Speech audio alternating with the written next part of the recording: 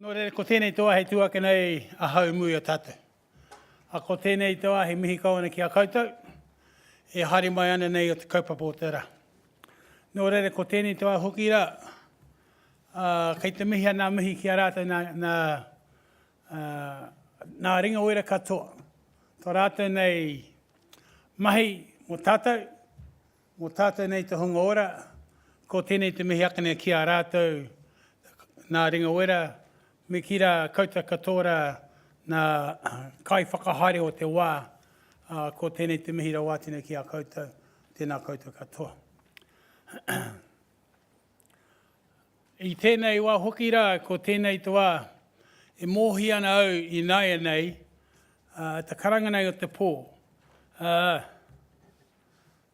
Ka mōhi au nāia nei, mai te karanga o mahu marae, ki ngā mate e toru, i haere ana nei i runga nei te whāriki, te pauritanga nei o te o mahu marae, ko tēnei toa i aro nei te tikanga o tātou, i mihi kawana ki a rātou ka uehi atu i rātou, i moi ana rātou i mua tō rātou nei hoki ngā tina ki te tātou nei matu i te rangi, ki tērā tahata ārai no reira rātou, ki a rātou hoki mai nei ki tēnei o tātou nei te hunga ora, kai te mihi, a tēnā tātou.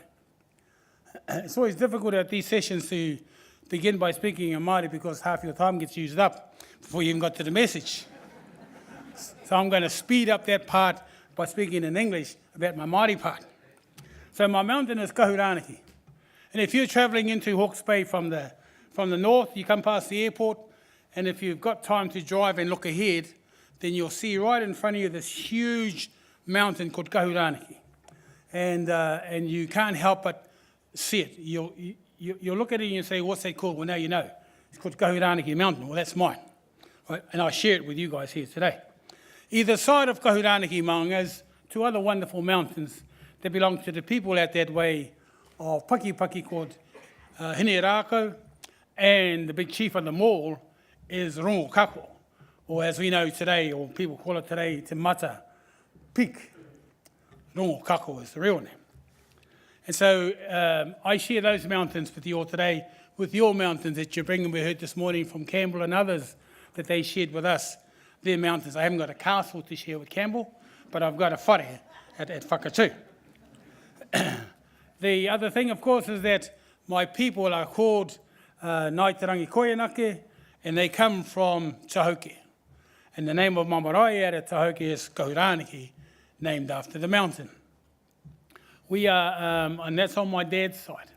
And they're very proud people, and the chief of that area of the time was a famous chief around this area. He's got many reputations, one of which was being a magnificent fighter, but also one who sold land that wasn't actually his. So I think that was pretty good too.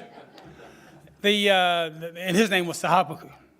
The story about Te Hapuku once is that he got this guy called Prussian boat builder, who built boats up on the top end of Ngāti Roro, just south of Whakatū village, and his name was Heinrich Henrici. And he was a boat builder. And in that area of Whakatū was these great stands of white pine, known as pakiaka. And so he, my ancestor, commissioned Heinrici to build him a boat. And so Heinrici set to, and he was building this schooner to go down the river out into the oceans. And of course, as time came that the boat was to be completed, my ancestor realised he didn't actually have enough money to pay for this boat. So he said about this room, and he says to Heinrici, he says, I think one of the local chiefs is visiting your wife. You should go and check on that. Heinrici says, I better go and check because it's one of my ancestors' friends. So he goes and checks on his wife, and there's nothing happening there. When he goes back, my ancestor hopped on his boat and sailed it out to the ocean. So he now ownership of the boat, and Heinrich Henrici was still thinking about how he's going to get paid from my ancestor. So I come from a good lineage.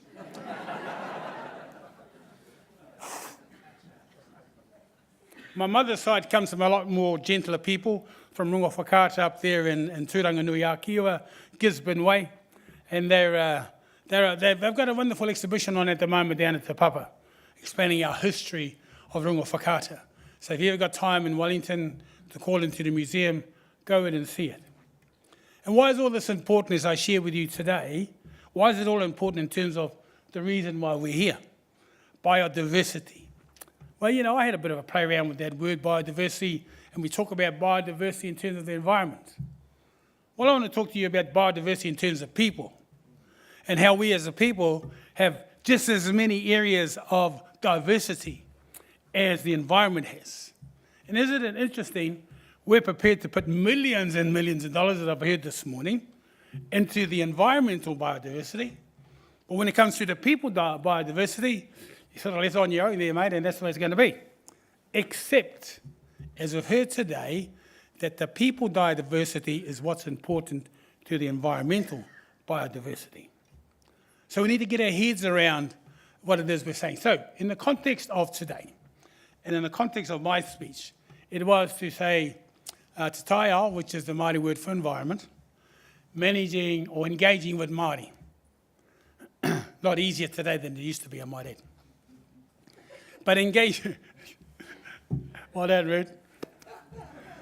So yeah, comedy and what was it, normality go together, is your answer to Amanda. Look, the thing is this, how many understood the process of this morning when we came in through under the call of the karanga and the pōwhiri? How many understood? Show of hands. Not enough, eh? Not enough. And here's it's 2018, and we still have in this room a lot of people who don't understand the process of welcome. Yeah? The process of, in our culture, the process of welcome is how you take groups of people who have never seen each other before, and in a very short space of time, transform that. So at the end, they're hanging noses and kissing cheeks and embracing each other and on their way to have a meal.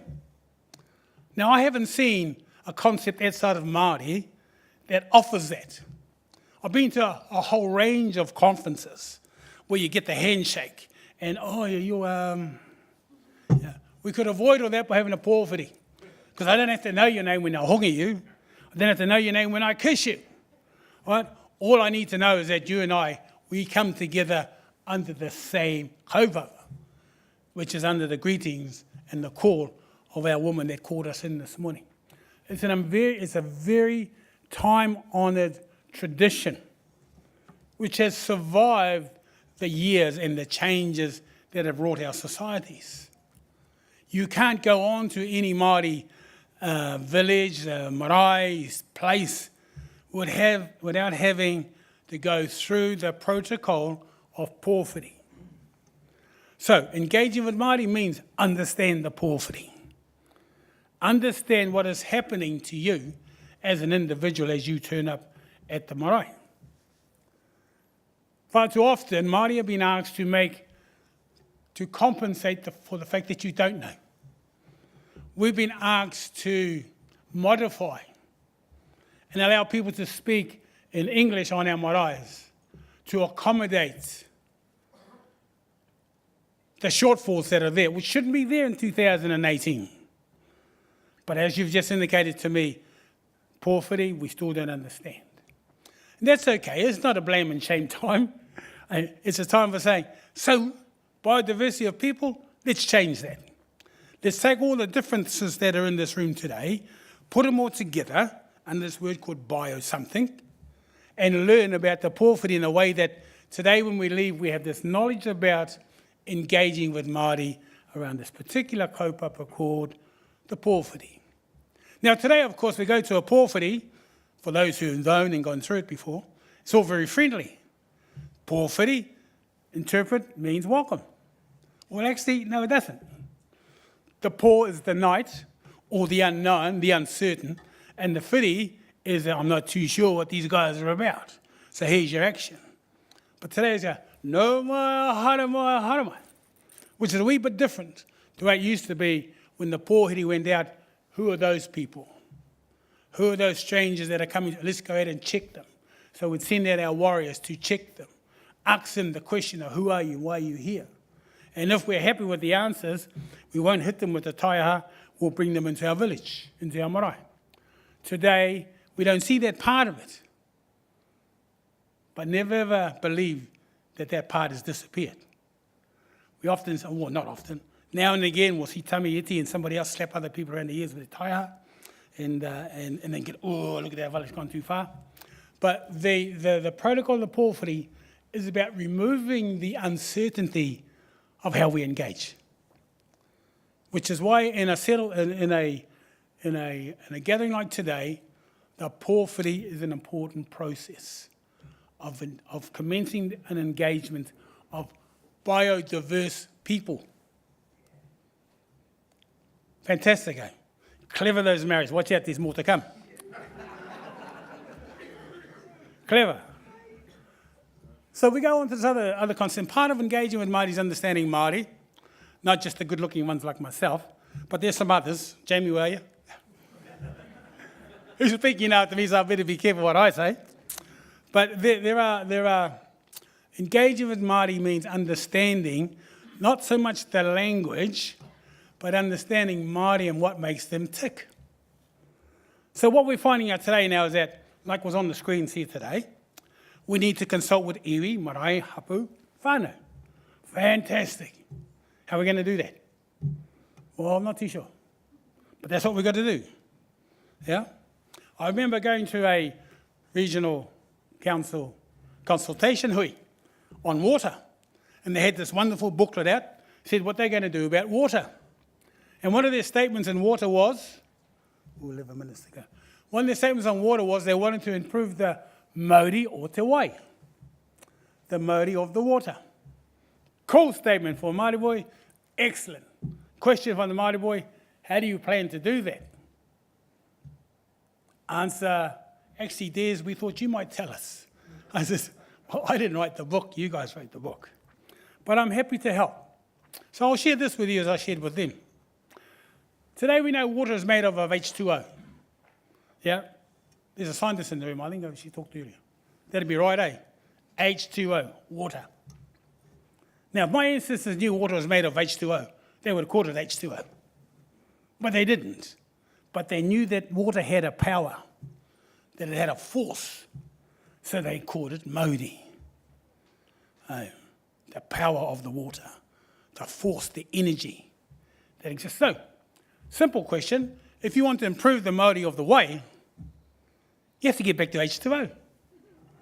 Right? Instead, what we've got is H2O plus S plus P plus N. All those other things that Ruth talked about with the dog having a mimi on the K9P or something, wasn't it? Yeah. So, it's as simple as that. But are we interested in this simple answer?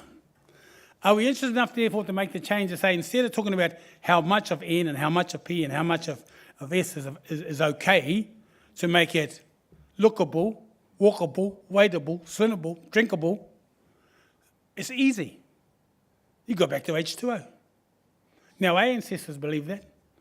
Our ancestors shared that with us and asked us, as the generation that followed, to continue to be the kaitiaki o te wai. Yeah? So here's another term. Kaitiaki has been trained in engaging with Māori. Here we go. Kaitiaki means what? You know, and everybody will say, well, it means to be a guardian, to protect. True. When we put the word kai with another word, it means that that person is the worker of that word. Right? So, tiaki means to protect, to guard. So put kai with it, you are the protector of it. So naturally we then say, well, then I'm a kaitiaki because I'm fighting for my river. Well, that's like me saying I've got a PhD in medicine, which I don't have, and saying I know everything about medicine, which I don't. But I'll go out and call myself a PhD in medicine. Being a kaitiaki is a responsibility that is bestowed upon people, not assumed by people. You get that bestowed upon you when you demonstrate that you have the knowledge, the wisdom, the karakia, the whakapapa, to understand that of which you are to protect. So if you don't have that knowledge in terms of the environment, how dare you call yourself a kaitiaki? You can call yourself a tauira, call yourself a learner, somebody who's prepared to learn and attain the status of kaitiaki. Engage with Māori, understand the terminologies, that we're sharing with each other to build that relationship with each other. It is important. It wasn't my ancestors that says, what's in a name? I think there might have been Uncle Shakespeare in Romeo and Juliet when he was wooing her. And what's in a name? Forget about your name. Take my name on. Words are important, as I've heard today. We've all heard today in the discussion that have been given. Words are important as we choose to convey an intention from one to another. Here's another one that I want to share with you. Kanohi ki te kanohi. Most of us will understand that, yeah? Understand that? Kanohi ki te kanohi. People will say that's face-to-face, yeah? And everybody's comfortable with face-to-face. So we'll come here for a hui, for a kanohi ki te kanohi. Face-to-face. Well, no. See, we want to come here for a kanohi ki te kanohi, we would call it a hui.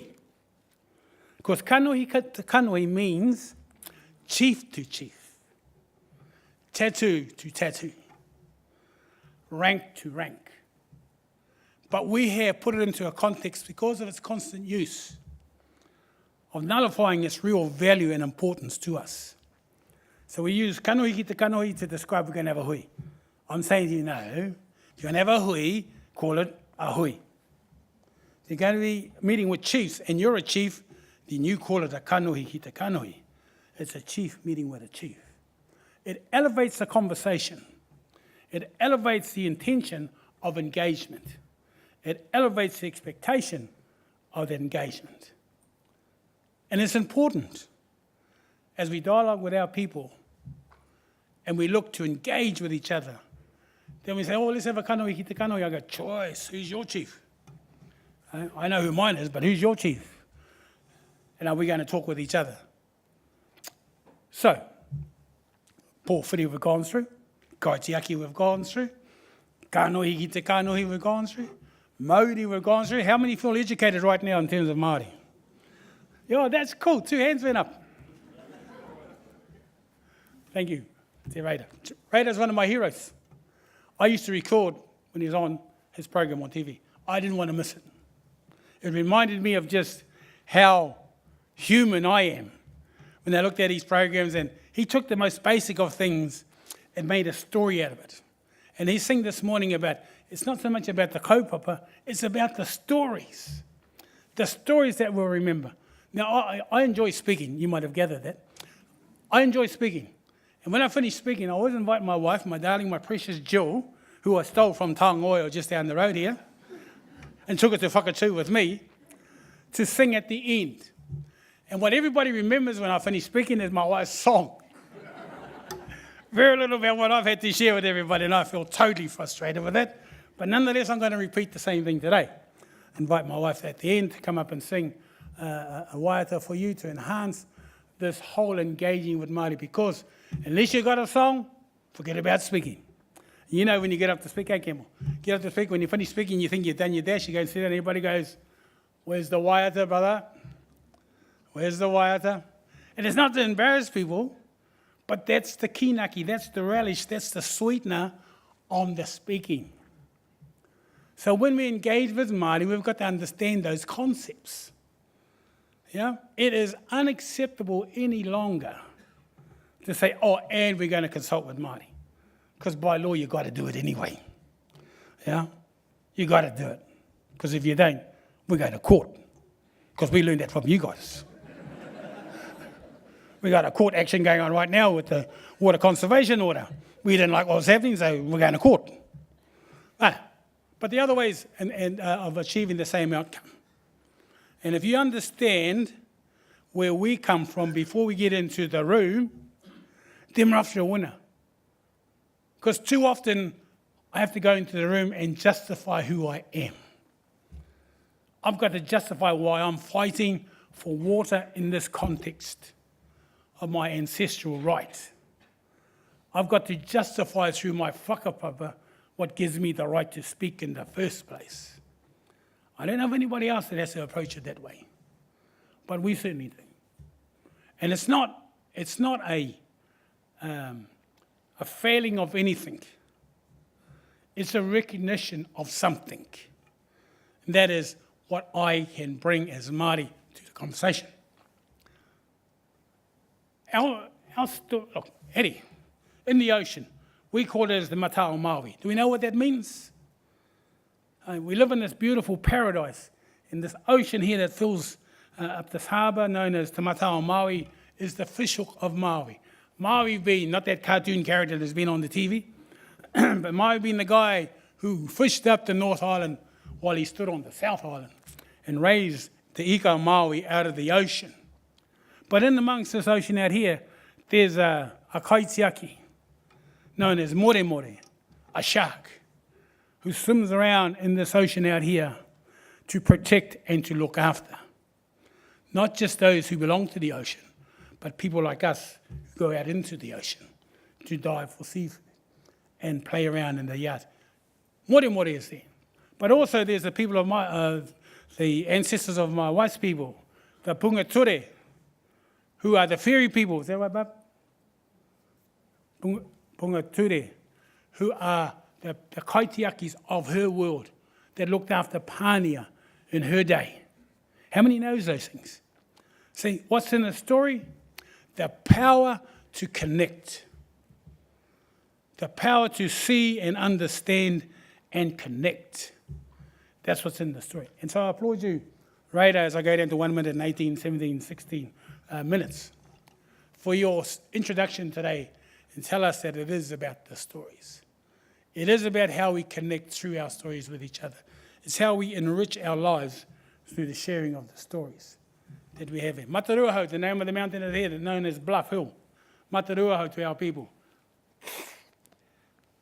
One of my aunties over here spent a lot of time at Mataruaho and explained to me at the time that there was a sacred pool of water on Mataruaho, and she spent a lot of her time going back to try and find it from the time when she was a child. She never found it, but she knew it was there. And Mataruaho is a whole new story to be told as we talk about conservation, our mountains, our rivers, our waters. Ladies and gentlemen, you know, I'm sure that in the next 22, 23, count the other way, count down, seconds left to talk to you. I invite my wife up now to sing my song as I close off. And my hope is that from today, and what I've shared with you is enough to excite you to say, I heard what that fellow was saying. Didn't agree with all of it. Agree with some of it. I want to then take the next step to fill in the gap. And I put my hand up and say, you want to go and ask somebody? You ask me. Hey, okay, I'm not too bad a guy. But I've got good people around me that can help bring together the process to engage with our people. We're ready to engage.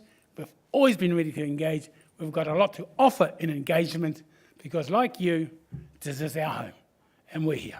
Kia ora tātou.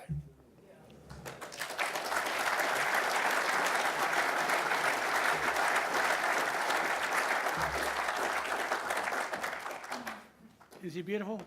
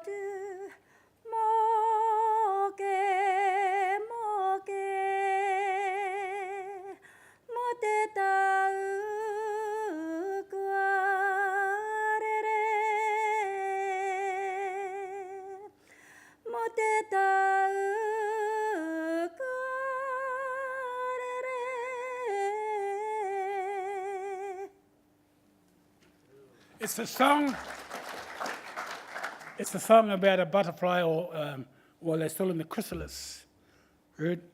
And they're trying to break free of the chrysalis to then spread their wings and to fly. Kia ora tātou.